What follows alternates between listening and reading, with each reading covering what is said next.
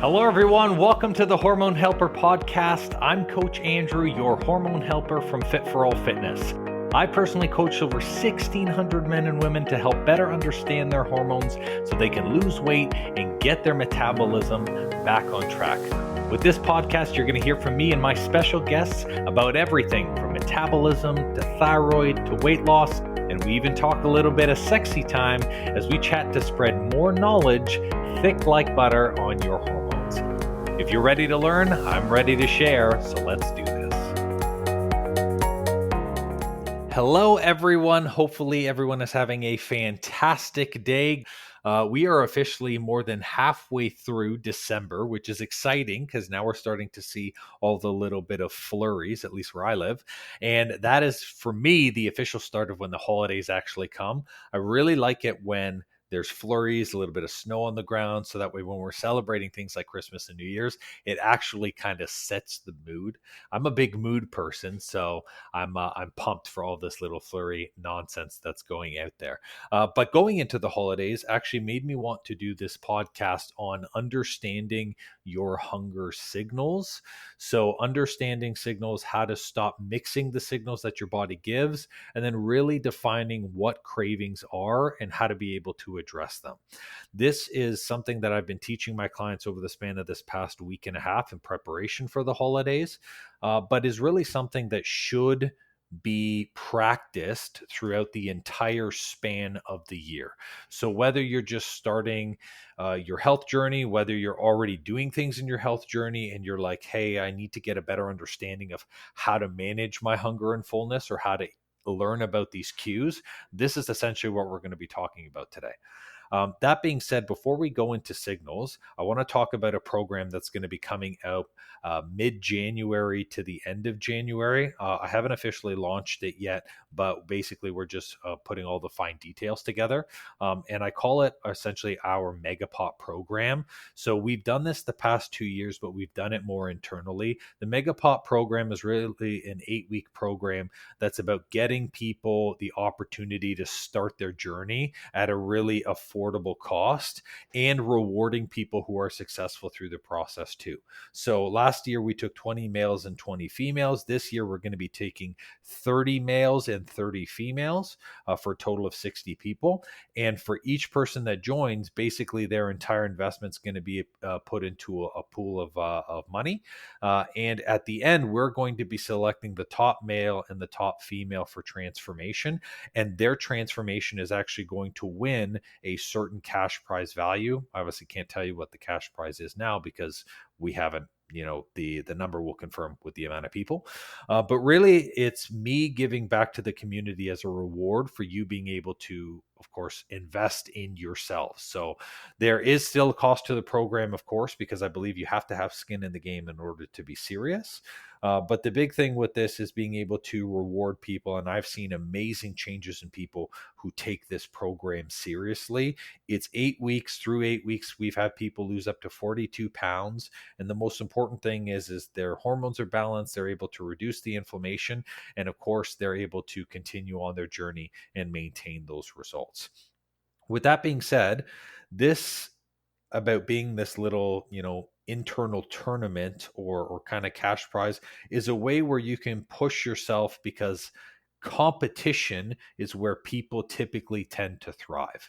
So for me, as someone who was an ex-athlete and who participated in a lot of sports, I perform my best in life when I have something to go against. Now, while this is a friendly competition and in no way affects your program or your results, you being able to push yourself because you're seeing other people put in effort as well. That's the best part that I like about this program. Now, in terms of how we select the winners for this program, the people who are going to be selected for this program for winning is not just about physical change. So it's not how much weight can you lose in a single time. We're not looking for any of that BS. It's really about listening to where someone started. They write a story about how their life has changed through the program, in combination with what are the adjustments that they have changed in their life, whether they're doing changes to their activity, their nutrition, whether their bloating is gone, whether their hormonal conditions have improved, as well as physical changes too. So it's a combination of both. More information is going to come out on that program. Again, it's called our Megapot program, and that's short for Mega Potential. And with that, it's kind of like a double entendre, if you see what I did there. So it's Megapot because there's money going in, and it's Mega Potential because people have the potential to change themselves in a mega way. So I love that dual system. So if you're interested on this program, I'm going to be promoting it more via my Facebook and our social media. So if you want, you can just send me over an email at andrew@fitforallstudio.com. My email will be in the show notes, and just say, hey, I'm interested in what the Megapop program is about. So then that way I can just put you on a list. And when we start putting out more information, we'll put it out there. So I just wanted to leave that first before we go into some habits and some routines here. Habits on hunger, I should say. So you can tell that I have a lot of things that I'm working on. So it's like, oh, got to stay focused. But now let's get into this good stuff here. So the reason why I wanted to bring that program up is one of the big things that we talk about in the program is about making sure that you're meeting the bare minimum 3 conditions before you start addressing your signals that appear in your body. So number 1 is, are you eating enough, which is really important. So you have to make sure that you are intaking enough nutrients every single day for you to fuel your daily energy usage. So if you want to think of this like a car, if you only had to fill up your gas tank every single day and just kind of top it off with meals, you want to be able to start with a full gas tank and end at reserve every single day. Not end at empty, but end at reserve. So then that way your body has enough, of course, to recover and to process. The second thing is making sure that you're eating at the right time. So eating at the right time is making sure that not only you're eating enough, but that you're spacing your meals so this energy usage is steady and stable. If you do that, that means that the gas is going to last you through the entire day, and you're not going to have to pull over or fill up, and you can just continue to drive. By having those 2 stable, your hunger is not going to be an issue. The third, to really finish off the stabilization of hunger, is going to be meeting recovery needs. So when we go to sleep at night, besides the energy that we've used through the day, we also need enough nutrients stored in our body to be able to do all of our functional repairs, our repairs on our tissue, on our ligaments, on all of the neural system that's in there, and create the hormones that we need for the next day. So we have to make sure that we're eating enough, that we're eating at the right time, and that we have enough stored to meet the recovery needs. If you do all of those 3 things and you do them well, you will never, ever experience hunger, ever. There won't ever be an issue with hunger. So we teach this to our clients first because I want to make sure that people are not hungry during our process. It's not through a special diet that we do this. It's really making sure that we're just meeting these bare basics. This has nothing to do with any of the signals in your body. And that's why I want to leave these 3 as conditions first. You have to do these 3 already before you start looking at your body's signals. Now, what are the signals that I'm going to be talking about today? And what did I really share with our clients that's going to help them over the holidays and being able to recognize better hunger and fullness cues and even their cravings? So the 4 signals are eat, rest, work, and your danger, which is going to be your fight or your flight. These 4 signals operate completely separate, and they use totally separate hormones to govern and function. So for an example, eating is about your digestive process. It's about turning on your stomach, activating your bacteria, and processing food. So through that, separate hormones dictate specifically when that happens. So you have your ghrelin, which is basically a hormone that's in your stomach. You have your growth hormone. You have leptin, which is basically the activation of your fat. And that is going to process and digest a lot of the foods that go inside of your stomach. I'm explaining each one of these signals individually because then we're going to talk about how they're connected to each other. So that is what eating is about. Now, in terms of the signal for rest, rest is all about nervous system shutdown. It's about relaxing your muscles. It's about releasing tissue ligament tension, so making sure that the tendons are loose, and it's about energy storage and usage. So, where rest would come into play is maybe after you've done your workout or after you've finished off work and there's a busy period and your body needs to transition more energy. You might rest for a small period for you to be able to relax. Rest is different than sleep. Sleep is not a signal that's present on here, and I'll talk about that a little bit after. And that's because sleep is not a signal that you can really mix up with all of these here, or that I typically don't see mixed up. Now, the signal for work. Work is not just about what you do for your day job. The signal for work is all about energy usage. So anything that uses a significant amount of energy at any point in time during the day. This could be your hobbies. This could be your workouts. This could be conversations with people. It could actually be your job, or it could be something different entirely. Maybe being on the go and picking up kids to and from. That all coincides with what the signal for work is. It's energy usage. So whether it's physical, mental, or emotional, it is the usage of that energy, the usage of your gas tank, and it is also responsible for stress. So, in terms of the hormones that are used for work, we have cortisol, which is our stress response. We have testosterone, which is the male dominant side of it, but of course, women use a little bit too. And then there's estrogen, which is the woman dominant side of it, but of course, men use a little bit as well. So, that is your work signal in a base nutshell of what it's responsible for. Let me go back to rest for a second because I realized that I didn't talk about what hormones went into the rest signal. Melatonin and your thyroid. So your TSH, which is your thyroid stimulating hormone, your FSH, your follicle stimulating hormone, and your LH, which is your luteinizing hormone. So that is for your rest. The final signal is your danger zone. So this is your fight or flight. This is run by your adrenaline and your cortisol combined. So basically, you, as little as possible, want to be in your danger zone. You don't want to live in the danger zone. And we don't prepare time in our day to be in danger zone. So what I mean by that is, like these other signals that we're going to work to separate through the day, we are not going to do anything about danger zone. It's all really about minimizing that. So we want to make sure that there's very limited stressors in our life. Of these four signals, the signal of eat and rest get mixed all the time in people's lives, and the signal of eat and work get mixed all the time in people's lives. And that's because people tend to multitask while doing both. So a really easy example of mixing your eat signal with your rest signal is eating on the couch. So at the end of the day, you sit down on the couch, you're relaxing, and then you're going to munch on a bag of chips or you're going to have a small snack. If you repeat that process over and over each and every day, what happens is you build an automation where your body thinks every time I rest here, I must eat at the same time. So what you'll experience is this. You'll sit on the couch, your body will say to itself, well, every time I sit on this couch, I eat. So I must be hungry.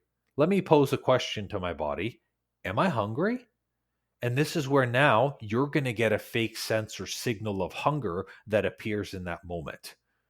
So even though you've met those three basic conditions we talked about, you're eating enough, you're eating at the right time, and you're meeting your recovery needs, now you get a random occurrence of hunger because your body is confusing two signals together.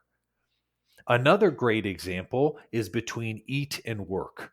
So people like to believe that they can multitask, will eat at their desk while doing work. Well, if you make a habit of doing that, every single time you're working, you're going to get random appearances of your signal of hunger because your body is conditioned that every single time you work, you're eating something. So this is how signals get mixed up all the time. Now, I talk a lot about the eating signal because that is the one that people tend to overuse and to mix up. And that's because eating is also used as a coping mechanism. We can eat when we're stressed. We can eat when we're bored. We can eat when we're on the fly. And it's very hard to kind of rest and do other signals at the same time, or to work and do other signals at the same time. Now, occasionally, your rest signal can get mixed up with your work signal. And here's a fine example. Let's say your workday ends at 5 and you're sitting on the couch, but while you should be resting and you are tired, you just want to finish up a couple of emails. So what happens is you're still using energy even though your body is trying to relax and sit down. This, if done late night, can leave you this feeling of tired but wired, which again uses excess energy. When we use more energy than we have stored in our gas tank, this is where hunger comes into play. Hey, I have no energy for this. This falls outside of our work time. So I need more energy. I'm hungry in this moment. So if we don't separate these signals, what ends up happening is we have an overusage of energy, or we have a body that doesn't understand truly what signal is functioning. And the way that the body looks at these signals is it looks at what hormones are active during this time. So when we talked about all of these hormones that are used in each one of these signals, that's what the body looks towards. So if it's eating, it's looking for the leptin, it's looking for activation of stomach, it's looking for your growth hormone. And if that is active, but also you have things active like your testosterone, your estrogen, your cortisol, then your body's really confused and it takes longer to process or figure out what that time is in that separation. So, what I want to share with you today is a topic that I teach our clients, which is called signal separation. So, this is in our group coaching program. We talk about this a lot. Signal separation is about doing three things. Number one is about having a space for everything. So creating a space is creating separation where it's easy to define each and every signal. So a great example for eating, for creating a space for everything, is you only eat at your kitchen table. You don't eat in your bedroom. You don't eat on the couch. You don't eat while floating around in your kitchen. You don't eat while working. You don't eat while in your car juggling 15 other things. You eat only in one designated area.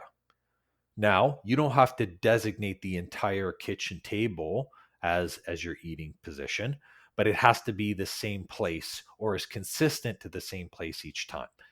So what I would recommend is even if someone's working on the other side of the table, you eat at the same spot in the same place. Or another thing is creating a window of when you eat. So if you're going to have your lunch at noon, then at noon you sit at the kitchen table and that's when you eat. You don't look at your phone, you don't do emails. It makes it really easy in that moment for the body to go, every single time I'm here in this exact location, I eat. So let me preemptively activate all of my eating signals and be aware for these hormones in this moment. That makes it really easy for the body to decide, oh, wow, that's what this signal is right now. I am eating right now. So it's making sure that we create the space. Now we can do this for every single signal. So let's talk about creating a space for rest. You can rest on the couch. You can rest in your bedroom. That's it.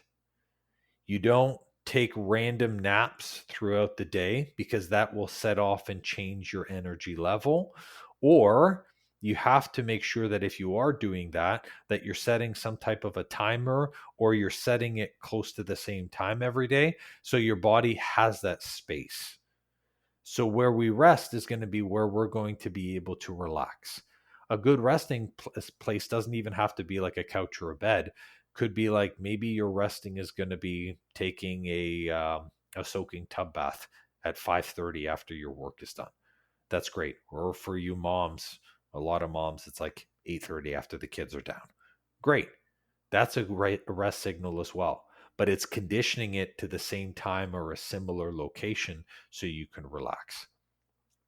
Now, for work, when we clarify workspace, work's definition is very big. It's anything physical, mental, or emotional that we're using energy for. So Of course, we can change the hours of when we work per day to be as similar as possible, but not everybody can do that.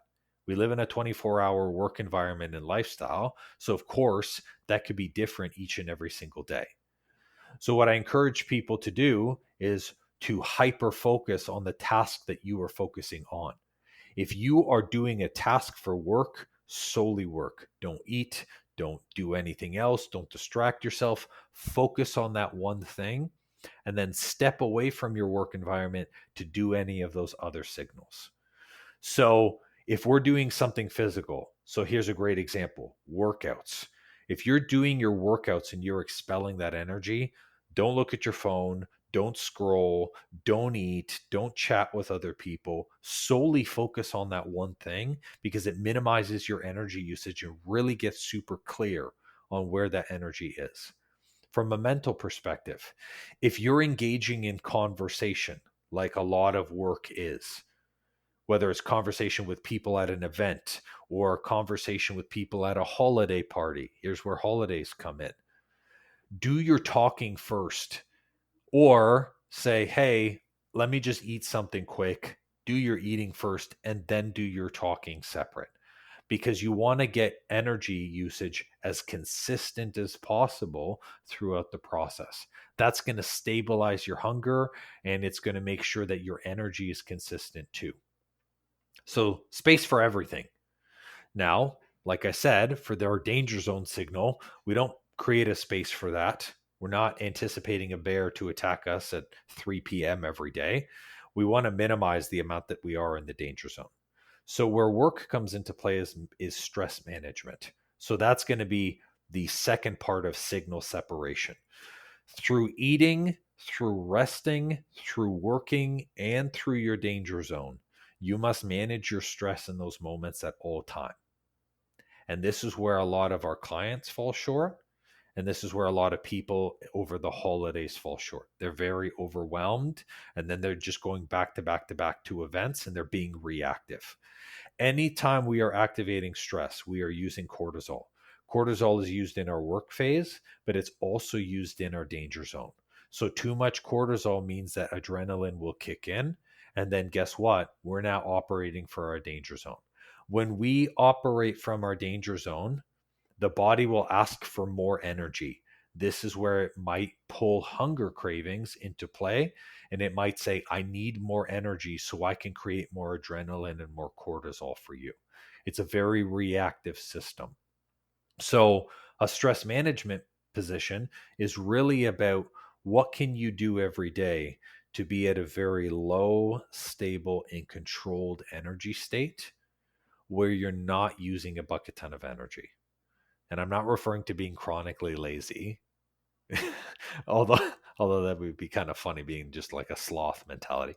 Um, what I'm referring to is having just your foot like on the highway at the same speed and you're just cruising. So managing stress through food is looking at whether or not you're using food as a coping mechanism. Do you use food to eat when you're in stressful moments? Do you use food to eat when you're bored, to eat when you're anxious, to eat when you're worried, to eat when you're frustrated? Use food as a reward. That mixes the signal. Manage that stress. Same thing with rest. When we're resting, we should be in a blissed, a stable state, in a state in which we are relaxed. So, stress management through resting is really about making sure that you're in the right mindset, maybe doing some meditation, some breath work, and being able to bring that down to keep it stable. And managing stress through your work phase is really just about making sure that you're not overusing your energy usage. So, if you're doing something physical, making sure that you're eating all your meals so you can accommodate for that physical. If you're doing something mental, it means setting aside some rest breaks or some opportunities to relax so you don't overuse the energy that you have in your gas tank. If it's something emotional, it could be maybe acknowledging the emotion in that moment and then breaking it down over future conversations, whether it's with yourself or with another person. We want to manage that stress. Last part of our signal separation before I'll leave you for this podcast is going to be clarifying that space. The more clarity we give to the signals, the faster your body can react to the signals and the faster it can move on to another signal. So I'll use eating again as a great position for this. And this is going to be especially useful over the holidays, which is why I want to leave you off with this. When you're eating and you go to someone's house, treat the day as if it's the same. Have your breakfast at the same time, have your lunch at the same time. And then when it comes to dinner, if dinner's out or if dinner's whatever, have a timer where it's like, it's time for you to eat. So if you normally eat at 6, just give that self the reminder for yourself. Setting a time on your food will help you clarify when your growth hormone spikes, which will make it easy for you to understand that it's time for you to eat. Another thing with that is making sure that you're, again, eating only at kitchen tables, or maybe you fill up a plate before you start having conversations. You eat that plate and then you just focus on the conversations and the mingling with guests or with people. When you clarify a space, you want to make it so simple where the body has no choice but to say, we're obviously eating right now. And another thing about clarifying that space is taking your time. It's not about rushing the signal, but being able to actually relax in the moment and acknowledge what you're doing. So don't wolf down your food. Take half an hour, 40 minutes to eat your meal so you can properly digest. When it comes to rest, don't set a timer every 15 minutes because you're afraid you're going to fall asleep longer than an hour. Set a nap time for literally 40 minutes. And when that alarm goes off, you wake up and you don't rest again. Don't feel guilty about those things because this helps you clarify the space for these signals. The signal watching gets exceptionally worse over the holidays, and that's because other people will interfere in these decisions. They're going to ask you to change up your regular routine, which is where the random hunger comes from. So now that we've talked about the signals, the hunger, and these conditions that we need for signal separation, I'll finish up last when it comes to cravings. Real cravings come from either sugar or they come from salt. Sugar, you will get a craving for refined stuff, and salt, you'll get a craving for more drier and carb-based stuff. Salt is for when we are in a state of low danger zone. So this is where our energy in the moment is over the top. Salt is for your thyroid. It's to help make more thyroid hormone to help produce more cortisol. So you're going to ask for more saltier based foods under high stress moments. And sugar, cravings for sugar, cravings for refined foods, so foods like muffins or sweets or even fruit, is your body doesn't have enough energy, so it's really off of energy usage. So if you've overused your gas tank, that's when you're going to have a craving for sugar. You're on empty and the body needs a quick hit of energy for you to actually speed up and be faster. So if we eat enough and we eat at the right time and we meet our recovery needs, we should never be hungry. If we are still having these random periods of hunger, then we work on signal separation. And that's having a space for each of your signals, clarifying that space, and managing the stressors around that signal. If we still have cravings after that, then we need to look at, is it sugar or is it salt? And that will indicate whether you're using too much energy or you're too stressed. Focus on this over the holidays. You're not only going to be able to have a stable metabolism, you'll have no issue focusing on your hunger and your fullness, and you'll actually be able to celebrate over the holidays and not have to worry about what the heck is going on with all of your food. So thank you so much for listening today. That is all, and you enjoy the rest of the day. Well, it seems I'm all out of info juice for today. That's all for this episode, and thank you so much for listening. Please leave a raving review for me if you've learned something good, and make sure to subscribe to the podcast so you don't miss an episode. Now, if you're in the mood for some more great content and tools to get your hormones on track, why not check out our free Facebook group and the blog on our site? We do amazing weekly trainings in our group that me and my wife call Tea and Teachings that give good tips for anything hormones and metabolism related. It's also a great community where you get to share your goals and success with like-minded people just like you. I'll make sure to drop both the Facebook group link and the blog link in the show notes for you. Or if you're ambitious like me, the name of the group is Weight Loss and Balanced Hormones. It'll say Fit for All beside it with a picture of me. So come and join us and have more fun.